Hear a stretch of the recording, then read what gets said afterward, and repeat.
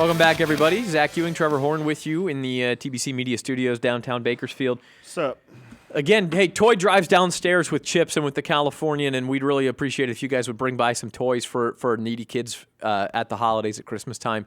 They are collecting toys till 6 o'clock, right? You guys are good, though, right?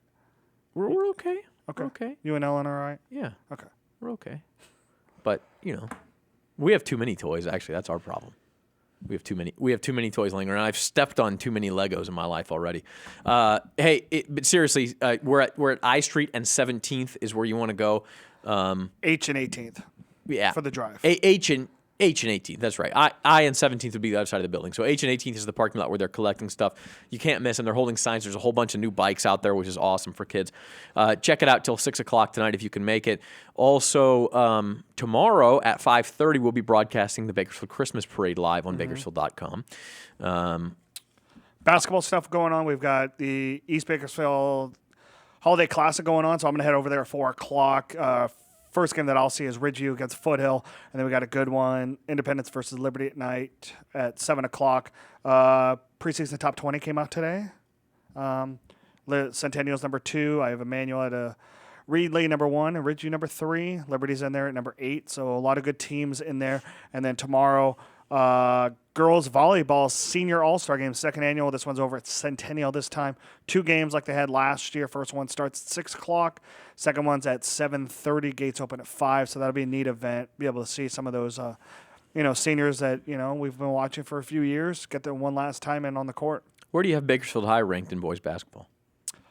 I've got them in the top 20. Where do I have them? 15. They're playing in a big-time tournament down south right now. The Trevor Ariza tip-off. Yeah, a lot of chances in that Trevor Ariza tournament to make a statement. Yeah, and then Centennial actually had a couple changes this morning. Tom Haskell emailed me that tournament in Emmanuel fell through over at Emmanuel, so they're actually going to play Emmanuel December 12th, which is a Saturday, which is a possibility that we may have some state regional bowl games going on that day, but that's at 6 o'clock out at Reedley.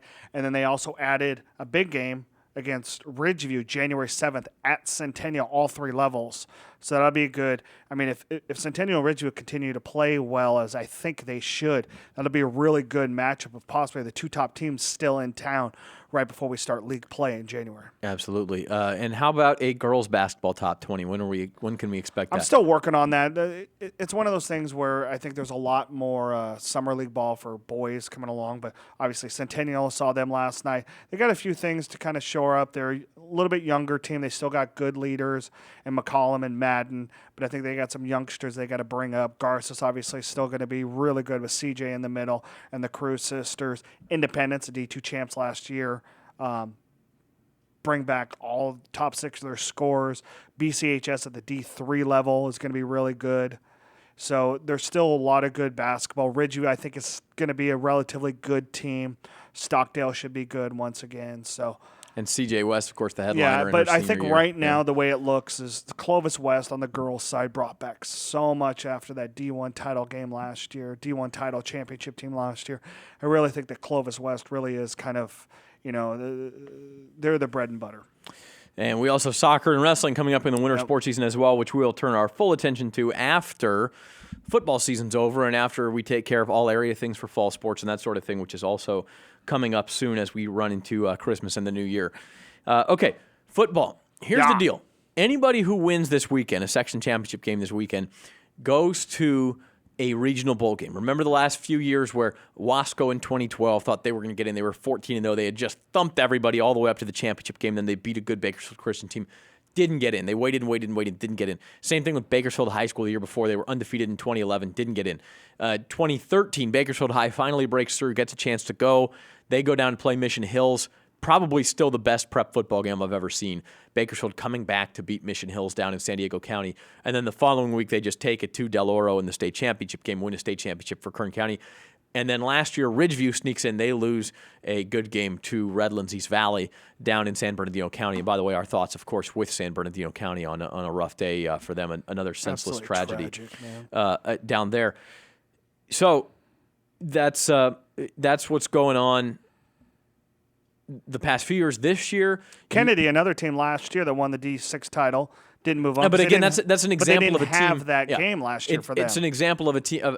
The Division 6 winner in the Central section was never going to get a chance to go course anywhere not. because it's one of the weakest playoff divisions in the state. And that's not to say anything bad about Kennedy or anything. That's just fact of the matter. Their strength of schedule in that division is weaker than almost any other section champion in the entire state. So the CIF has changed things a little bit. Now any section champion gets to go on to the regional playoff in the entire state. There are 53, I believe, section champions in the state. There'll be one play-in game to get into a Northern Cal regional game. In D6. Right. Then you have an open game. There is no regional in the open game. It's the best overall Northern California team, which has been for my money, De La it's Salle De La Salle versus the winner of St. John Bosco Centennial Right. Friday night. De La Salle's been the top Northern Cal team for 30 years running now, just about. They haven't lost to a NorCal team since 1991. Exactly, and then in Southern California, it's almost always going to be the Pac-5 champion this year, the winner of St. John Bosco against Corona Centennial. After that, you start going down into the divisions. You have Division 1 AA. That's the highest division outside of the Open. Division 1A, Division 2 AA, Division 2A, and so on and so forth until you get down to Division 6, which is the lowest. So if Liberty or Ridgeview or Kennedy should win this weekend, they will play football next Friday or Saturday. And we've seen all sorts of projections. Cal High Sports has all sorts of projections.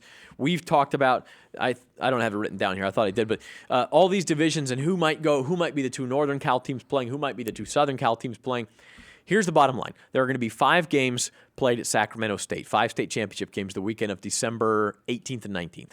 And that is the Open division, which again will be De La Salle against the St. John Bosco Corona. And that's the Centennial last winner. game of the game of the weekend, Saturday at 8 p.m. The Open Small Division, which is the best 2 schools, Northern Cal and Southern Cal, under 1250 enrollment. Then you have Division 1 AA, Division 1A, and Division 2 AA. Yep. I would think that either Liberty or Ridgeview, if they win on Friday, will be in the mix for maybe that 2 AA and the final spot at Sac State. Maybe 1A, maybe 2 AA, right in that range. I think it could it also be actually- 2A, which would be the highest game not played at Sac State. Yeah, it's one of those things where in Southern California, D2, the Pac-5 kind of beating each other up and only one team coming out of there kind of opens it up for Ridgeview to move up. Whereas I think that Sac Joaquin section Division 2 game between Del Oro and Rockland, if Del Oro wins that one, Del Oro is a 6-loss team. That would give Liberty, if Liberty wins A chance Friday to night, move up a chance to move up into that 2 AA. Now, what And then Trevor's talking about here, and the other change here, and the wild card here, is that the Division 1 Central Section champion is now considered a Northern California team. The Division 2, that's 2, 4, and 6, the even divisions, are still considered Southern Cal, while Divisions 1, 3, and 5 are Northern Cal. So, that being said, what you could see, since we've mentioned both Ridgeview and Liberty are about the same level as far as divisions, if you look at the schools that are going to be in the mix, we could see Ridgeview and Liberty in the same state playoff division. Liberty be playing in Northern California, Ridgeview be playing in Southern California. And I'm going to tell you this right now. But now. if they both win regional games, you have Liberty against Ridgeview for the state championship game. And for my It's money, certainly possible. And for my money, I know that everyone wants to play at Sac State where everybody else is playing, and that's up to the 2 AA. But for me, if they're going to do that and they're going to put them on the same, Make in the it same 2A. bracket, make it 2A. And Stan Green and Kern High School District already put in the bid for BC or on any facility. Come on, it's Memorial Stadium. Sure. Imagine that place with Liberty versus Ridgeview for a state title game. On December the 18th, and they would get 12, 15, 18,000 people Actually, in that that would place. be Saturday, December 19th It would be at the 6 night, p.m. So I really believe it would be. I mean, so it's on the table. Obviously, Liberty and Ridgeview have to win this week, and then they would have to win again next week, and they've got very good teams. It could be Ridgeview and Clovis. Could be Liberty and another Southern Cal team. Another thing that I'm kind of interested in is because other than you take those 5 games out, the other 8 games, 7 games, still need a site to be played. Right. If there are a lot of sites that will be. There might be a possibility where Memorial will host a game, even if there isn't a Bakersfield or a Kern, Bakersfield team left in it. It could be. Could happen. I mean, yeah, it sure. would be kind of it's a centrally located stadium. It holds a lot of people. Now, I know they've had, in the past, they've bid for football, and there's been locker room issues where there's not enough locker rooms to host. Yeah, but more if than it's one just game, two and then- teams, who cares? Yeah, it's certainly a possibility. But we're putting the cart before the horse a little bit. We wanted to kind of inform you on the system and maybe the little bit that we know right now. And that then will all everything come out will Sunday. be decided on Sunday. Yeah. Exactly what they're calling Selection Sunday from Right. the state office up And there in that's Sacramento. After the section championship games, and some other sections have some Saturdays section championship games, so they wait for those to finish, obviously. Here in the Central section, Friday night's the big night, all at 7 o'clock.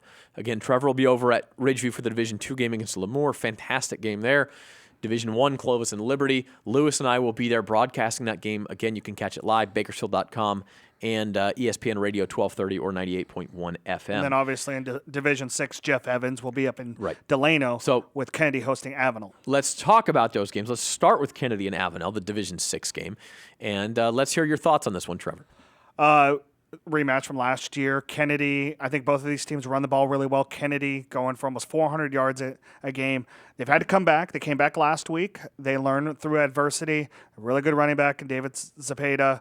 Rafa Martinez is another good one. If they can continue to control the line of scrimmage, Kennedy wins another D6 title and moves on. The only thing I can think staring at this screen is that he really should have been Robert K. Fitzgerald instead of Robert F. Kennedy. Whoops. I'm sorry. Whatever. I couldn't help it. I'm dyslexic some days. Who cares? I couldn't help it. Seriously, though, Avenel's playing a lot better. Kennedy beat them last year for the championship. I think Avenel is a better team this year. I think this is a closer game, but I do think at home, the Thunderbirds with some championship-level experience and players, that offense is too much. They will outpace Avenel. I have it 30-24 for the Thunderbirds. Division 5. I've got a 35-20 if you were wondering. Okay, I was wondering. Division 5. Speaking of championship pedigree, Mendota's got it. They went to, I believe, 4 straight championship games. Not quite the 5 we were talking about with Ridgeview a few years ago. Well, what is that? There was 8 consecutive semifinals. Yeah, when they had week. Edgar Segura really playing well. And so Mendota, the Aztecs, are back in the championship game, but they face a tall task. They're a big underdog at Emmanuel. I believe Emmanuel's been the best team all year in D5. I have the Eagles winning this one 35-17. Mendota's run comes to an end. 28-14 Emmanuel. All right. Moving on to Division 4. There's Vance Palm staring through the window at Trevor. Division 4, Chowchilla at Washington Union. Chowchilla's 10-2, Washington Union 9-3. This has been the division of upsets. Number 1, CVC went down in the quarterfinals. Number 2, Chavez goes down in the semifinals to Washington Union. Trevor's trying to get Vance in here. Vance, you look uncomfortable, man. Me uncomfortable? Never. Never uncomfortable. Chowchilla and Washington Union. Strangely enough, Washington Union gets to host this game. I think Washington Union wins this game, Trevor. I think they're on a roll, 23-21 over Chowchilla.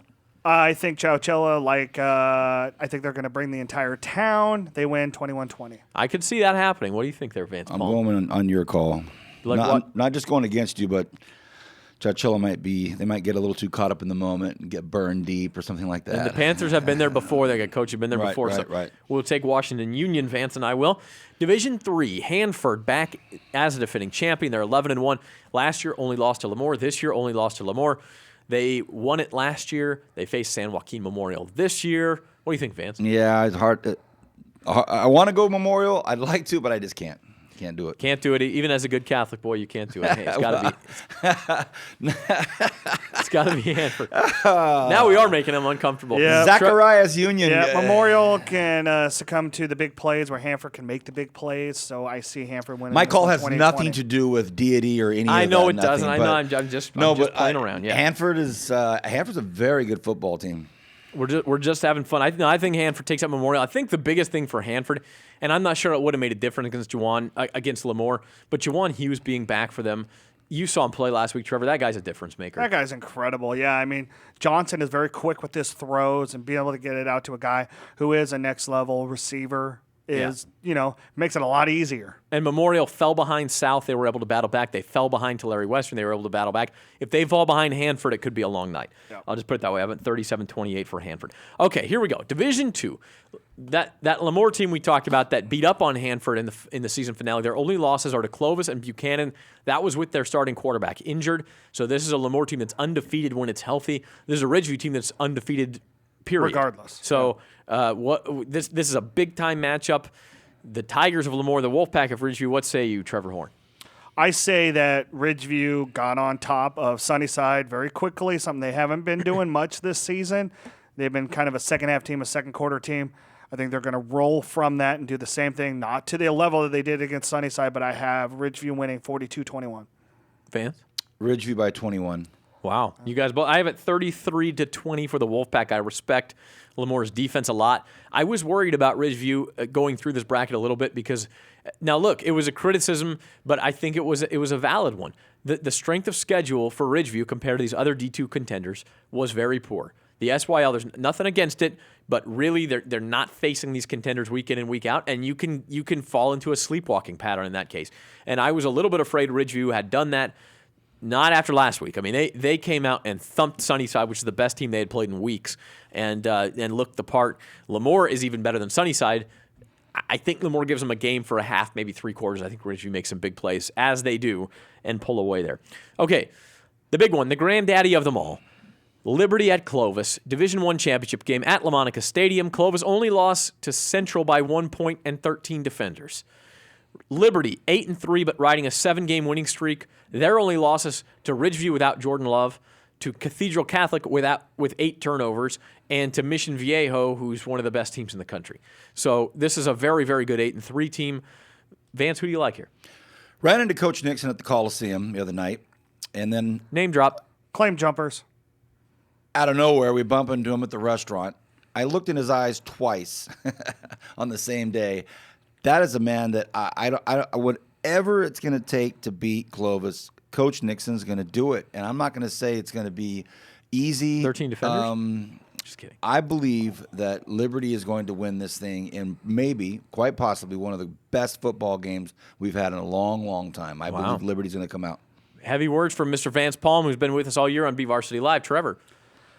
I think it really does come down to the secondary of Liberty and whether or not if they can shut down or at least contain somewhat Sean Kingler and those 2 receivers of Velasquez and Willis.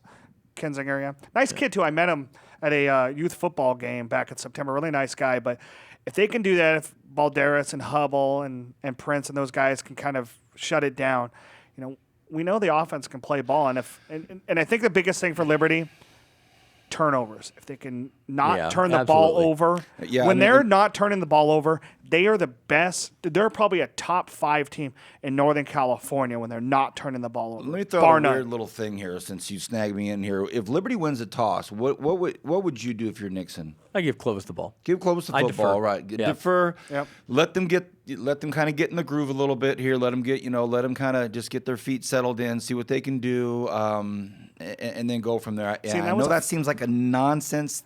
I don't think so at at all. No, I don't think so at all. You know what's funky is they lost the toss against Central. They were down 7-3 at halftime, and Central gets the ball back. And I'm thinking, oh man, if Central scores here, this is big. That first play of scrimmage in the third quarter against Central, bam, Chris Barnes, fumble recovery, offense scores on the next play. Because Clovis is going to defer. You would think so, yeah. So that is interesting that you bring that up. So what score do you have there, Trevor? 28-21 Liberty. Nixon. You got to be kidding me. Are you serious? You got to be kidding me.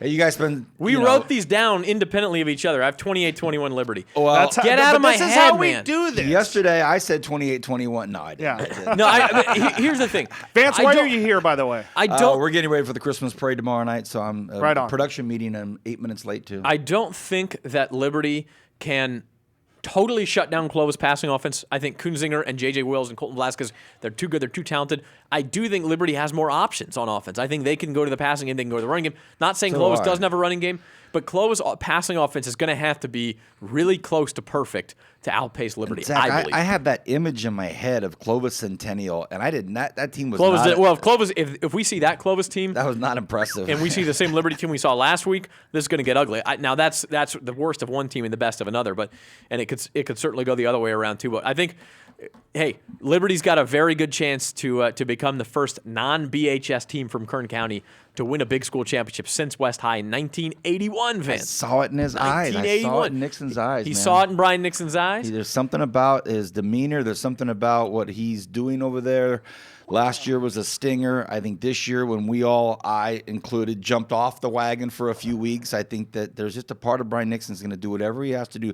Coaches don't play the game, Yeah, but I think that no, I hear you. quickly, And you know what? I hear you. quickly All right. in that game, he's going to make a There's adjustment. nothing Guys, homer- happy Thanksgiving. Yep, and there's nothing homer about this. I want Brian Nixon to win one. I want that guy to celebrate a section title. Well, I really do. there He's is something great a little guy. bit homer Yeah. about that, but it's okay. Hey, for John Farron, our producer, for Trevor Horn, Vance Palm, join us. Thanks very much. I'm Zach Ewing. This has been BVarsity Live. We'll see you at 7 o'clock Friday night.